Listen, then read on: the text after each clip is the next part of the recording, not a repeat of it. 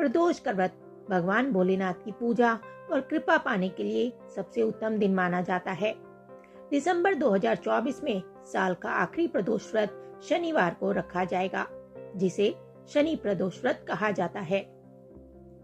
आइए जानते हैं शनि प्रदोष व्रत की तिथि और पूजा के शुभ मुहूर्त के बारे में।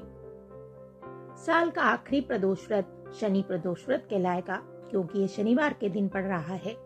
शनि प्रदोष के दिन देव और शनिदेव की पूजा की जाती है। पंचांग के अनुसार पोष माह के कृष्ण पक्ष की त्रयोदशी तिथि की शुरुआत 28 दिसंबर को सुबह 2:26 पर होगी और इसका समापन 29 दिसंबर को सुबह 3:32 पर होगा। प्रदोष व्रत की पूजा प्रदोष काल में की जाती है, इसलिए शनि प्रदोष व्रत 28 दिसंबर 2024 को रखा जाएगा। इस दिन प्रदोष काल की पूजा शाम को 5:21 से रात 8:06 तक की जाएगी।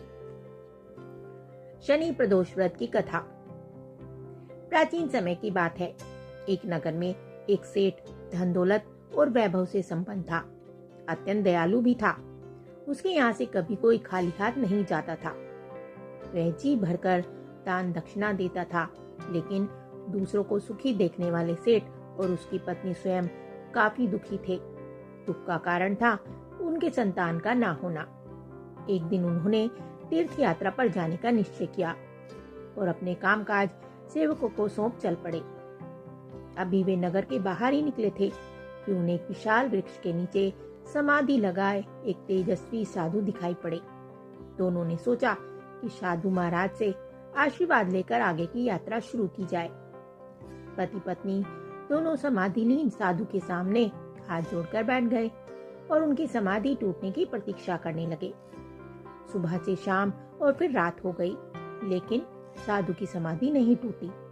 मगर सेठ पति पत्नी धैर्य पूर्वक हाथ जोड़े बैठे रहे। अगले दिन सुबह साधु समाधि से उठे।